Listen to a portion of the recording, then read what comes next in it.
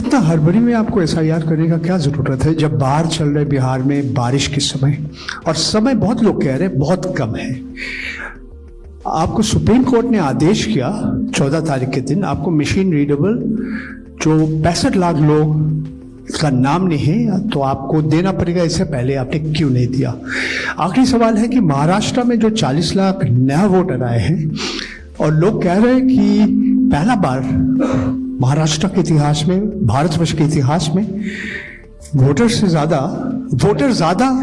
और 18 साल उम्र के लोग कम, और 5 बजे के बाद बहुत लोग वोट दिया। तो ये सारे जवाब मुख्यमंत्री देवेंद्र फडणवीस दे रहे हैं, राजनीतिक दल का नेता दे रहे हैं। चुनाव आयोग अभी तक खामोश थे, क्यों? वो कौन से ऐसे 5 मुश्किल सवाल थे जिन्होंने चीफ इलेक्शन कमिश्नर को मुश्किलों में लाकर खड़ा कर दिया? दरअसल इलेक्शन कमीशन ने अपनी एक प्रेस कॉन्फ्रेंस के माध्यम से leader of opposition Rahul Gandhi द्वारा लगाए गए एलिगेशंस का जवाब देने की कोशिश की। Leader of opposition Rahul Gandhi ने अभी कुछ दिन पहले एक प्रेस कॉन्फ्रेंस के माध्यम से इलेक्शन कमीशन के ऊपर वोट चोरी का आरोप लगाया था। इस प्रेस कॉन्फ्रेंस में चीफ इलेक्शन कमिश्नर ज्ञानेश जी ने अपनी बात रखी। उनकी बात को सुनने के लिए अलग अलग जर्नलिस्ट को इन्वाइट किया गया। उनकी बात पूरी होने के बाद जर्नलिस्ट ने उनसे काउंटर क्वेश्चंस किए, जिन काउंटर क्वेश्चंस का जवाब देते हुए वो थोड़े से असहज नजर आए। 5 मुख्य सवालों के तौर पर उनसे ये पूछा गया कि बिहार में कराई जा रही एसआईआर की प्रक्रिया में भला इतनी जल्दबाजी क्यों की जा रही है। इलेक्शन कमिश्नर साहब से ये भी पूछा गया कि 65 लाख वोटर्स की लिस्ट वेबसाइट पर पब्लिश करने के लिए इलेक्शन कमीशन को भला सुप्रीम कोर्ट के आदेश का इंतजार क्यों करना गया।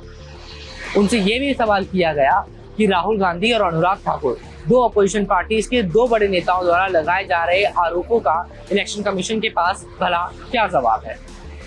आपको इन 5 सवाल और उसके बाद एक साथ दिए गए इन 5 के उत्तर की एक क्लिप हम आपको सुनाते हैं।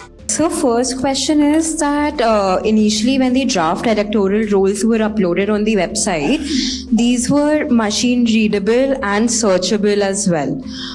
The size was smaller, the pictures were clearer. But soon after Rahul Gandhi's press conference, the roles were updated and they were changed into non-machine readable, non-searchable, low quality pictures. So was that because a lot of searches were being conducted in these roles? And secondly, why is the dual epic ID issue there in Bihar, despite the commission saying back in May that we have resolved it across the country?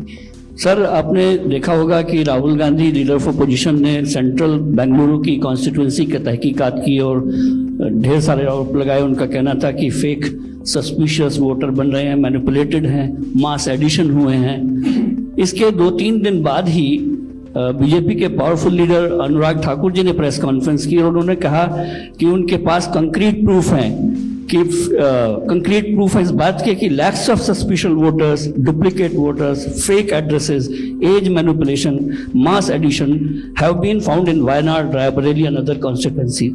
देश की 2 बड़ी राजनीतिक पार्टियां ये आरोप लगा रही हैं कि fake voters, bogus voters, manipulation of age, duplicate voters ये मौजूद हैं। तो आप कितना सहमत हैं और इन आरोपों के आप क्या जांच कोई कराएंगे? इतना हड़बड़ी में आपको एसआईआर करने का क्या जरूरत है जब बाहर चल रहे बिहार में बारिश के समय, और समय बहुत लोग कह रहे हैं बहुत कम है। आपको सुप्रीम कोर्ट ने आदेश किया 14 तारीख के दिन, आपको मशीन रीडेबल जो 65 लाख लोग इसका नाम नहीं है तो आपको देना पड़ेगा। इससे पहले आपने क्यों नहीं दिया? आखिरी सवाल है कि महाराष्ट्र में जो 40 लाख नया वोटर आए हैं और लोग कह रहे हैं कि पहला बार महाराष्ट्र के इतिहास में, भारतवर्ष के इतिहास में वोटर ज्यादा और 18 साल उम्र के लोग कम, और 5 बजे के बाद बहुत लोग वोट दिया। तो ये सारे जवाब मुख्यमंत्री देवेंद्र फडणवीस दे रहे हैं, राजनीतिक दल का नेता दे रहे हैं। चुनाव आयोग अभी तक खामोश थे, क्यों? मशीन रीडेबल मतदाता सूची और सर्चेबल मतदाता सूची, दोनों में हमें अंतर समझना होगा। जो चुनाव आयोग की वेबसाइट में मतदाता सूची होती है उसमें आप एपिक नंबर डाल के सर्च कर सकते हैं, डाउनलोड भी कर सकते हैं। इसको मशीन रीडेबल नहीं कहा जाता। मशीन रीडेबल के ऊपर मैंने आपको शुरुआती उसमें बताया था कि 2019 में माननीय सुप्रीम कोर्ट ने भी इस विषय का गहन अध्ययन किया और यह पाया कि मशीन रीडेबल इलेक्टोरल रोल देने से वोटर की प्राइवेसी का हनन हो सकता है।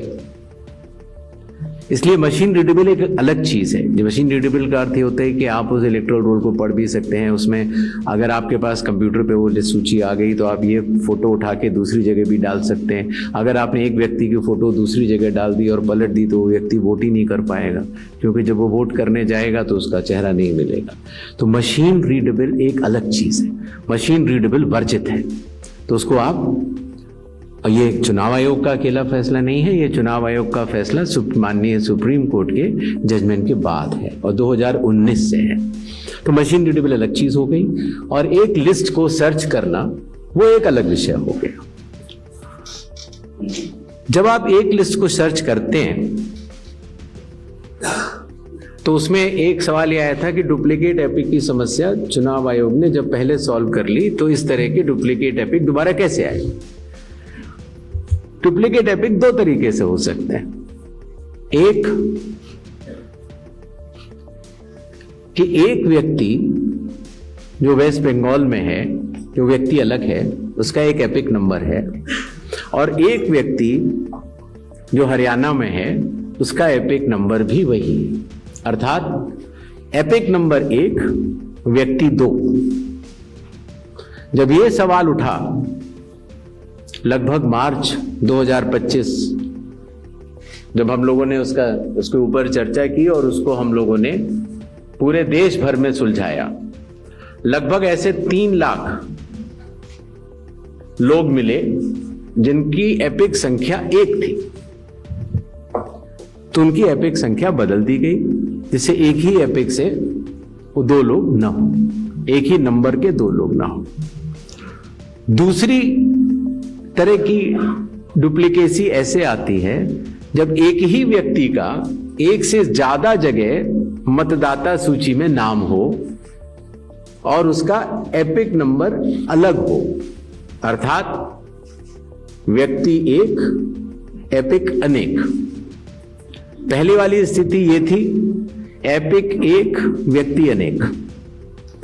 तो एपिक 1 व्यक्ति अनेक की समस्या तो चुनाव आयोग ने पहले सुलझा ली, लेकिन जब यह विषय आया कि एक ही व्यक्ति और उसके कई एपिक्स हैं, तो कुछ केसेस में जब शिकायत आई तो हम लोगों ने तहकीकात की तो ये समझ में आया कि जो व्यक्ति, जैसे मैंने आपको बताया था कि अगर वो गांव में रहता था तो वहां उसका एक जगह नाम था, फिर वो शहर में आया, फिर वो वहां से चलते चलते दिल्ली या बंबई पहुंच गया और उसने अपना पुराना नाम डिलीट नहीं कराया। पहले यह संभव नहीं था। 2003 से पहले नाम अगर आपको पुरानी जगह से कटवाना है तो कोई वेबसाइट नहीं थी इलेक्शन कमीशन की जिसमें एक ही जगह सारा डेटा हो। हर स्टेट की अलग अलग वेबसाइट थी। तो नतीजा, अगर आप पटना से चल के दिल्ली आ चुके हैं और आप पटना का वोट कटवाना चाह रहे थे तो आप एक पत्र लिख सकते हैं। अब उस पत्र के ऊपर कार्रवाई हुई, आपने सही जगह भेजा, नहीं भेजा और आपका वहां वोट नहीं कटा। आप दिल्ली आ चुके, आपका यहां नया मतदाता सूची में नाम आ गया, आपके पास एक नया एपिक नंबर है। तो 2003 से पहले चूंकि तकनीकी सुविधा अवेलेबल नहीं थी, तो इस तरह के बहुत लोग जो माइग्रेट कर करके अलग अलग जगह गए, उनके नाम कई जगह आ गए। फिर एक ये सवाल उठा कि फिर उसको आज की तारीख में तो वेबसाइट है, कंप्यूटर है, उसको आप सेलेक्ट करके हटा सकते हैं।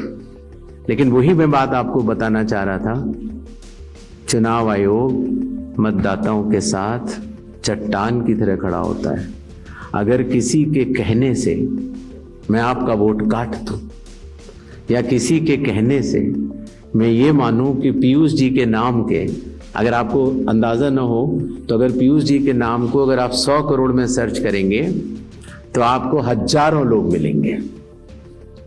अब कौन से पीयूष जी का नाम काटा जाए? कौन से पीयूष जी दो हैं ये? तो अगर इसको जल्दीबाजी में किया जाएगा तो किसी भी मतदाता का नाम गलत कट सकता है, आपकी जगह किसी और का कट जाए। इसलिए शायद पिछले 20 सालों में टेक्नोलॉजी तो थी, लेकिन टेक्नोलॉजी का उपयोग करके किसी का मतदाता सूची से नाम काटा जाए, ये गलत होगा। और इसीलिए चुनाव आयोग ने ऐसा नहीं किया।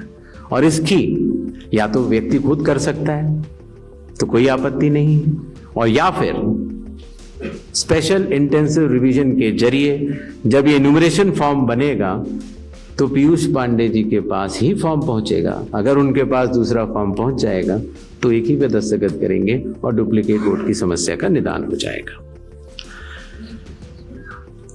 एसआईआर में हड़बड़ी क्यों? यह भी एक भ्रम फैलाया जाता है। आप लोग मुझे बताएं कि चुनाव से पहले मतदाता सूची शुद्ध करनी चाहिए या चुनाव के बाद? चुनाव से पहले।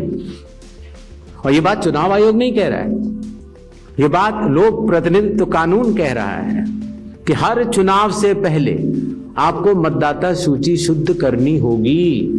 यह चुनाव आयोग का कानूनी दायित्व है।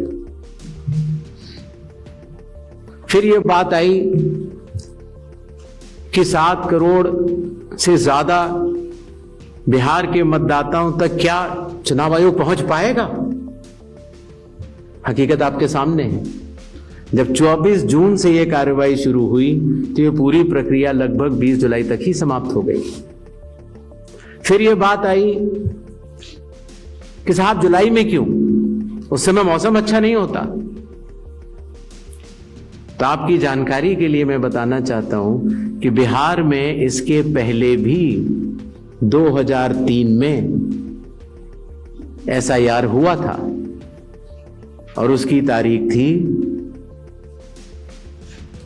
14 जुलाई से 14 अगस्त, और तब भी सफलतापूर्वक हुआ था और इस बार भी सफलतापूर्वक सबके एन्यूमरेशन फॉर्म्स वापस आ गए। एक और सवाल पूछा गया कि माननीय सुप्रीम कोर्ट के कहने से हम लोगों ने ये मशीन रीडेबल फॉर्मेट क्यों दिया? माननीय सुप्रीम कोर्ट ने ये स्पष्ट कहा है कि हर जिले की अलग वेबसाइट बनाई जाए और हर जिले की वेबसाइट पर एपिक नंबर से सर्च होने वाली सूची रखी जाए। और आपको ये जानकर हर्ष होगा कि 56 घंटों के अंदर चुनाव आयोग ने उसका अनुपालन किया है और हर जिले की वेबसाइट की सूची आप सबको जो फोल्डर दिया गया है उसमें है, आप भी सर्च कर सकते हैं। जहां तक आपके पास जो फोल्डर दिया गया उसमें एक वो भी मिनट्स मौजूद है 20 जुलाई के, जहां पर अगर आप खोलेंगे तो उसमें आप पाएंगे कि हर बूथ पर booth level officer, booth level agent, sarpanch सबने मिलकर ये दस्तखत करके सूची बनाई कि ये लोग मृत पाए गए हैं, उनका एपिक नंबर भी है, उनका नाम भी है, और ये लोग स्थायी रूप से स्थानांतरित पाए गए हैं, उनका नाम भी है, और इन लोगों का इन्यूमरेशन फॉर्म या इन लोगों का नाम एक जगह से ज्यादा है, वो भी है। आप उस सूची को देखें तो ऐसा नहीं है कि चुनाव आयोग ने ये लिस्टें साझा नहीं की थी, लेकिन चूंकि इसका अंतिम निर्णय अभी ईआरओ ने नहीं लिया था, इसीलिए ये सूचियां राजनीतिक दलों को दे दी गई थी। और कुल मिला के जिन लोगों के इन्यूमरेशन फॉर्म नहीं आए, वो 1 अगस्त को जब ड्राफ्ट लिस्ट दी गई थी राजनीतिक पार्टियों को, वो भी दस्तावेज आपको दिए गए हैं जिसमें कि हर पॉलिटिकल पार्टी ने साइन करके ये लिस्ट ली है, जिसमें कहा है कि ये वाले नाम तो आ चुके हैं प्रारूप सूची में और ये वाले नाम नहीं आए हैं। हर जिला प्रेसिडेंट ने उस लिस्ट को सत्यापित किया है 1 अगस्त को और अपने टेस्टिमोनियल्स भी दिए हैं।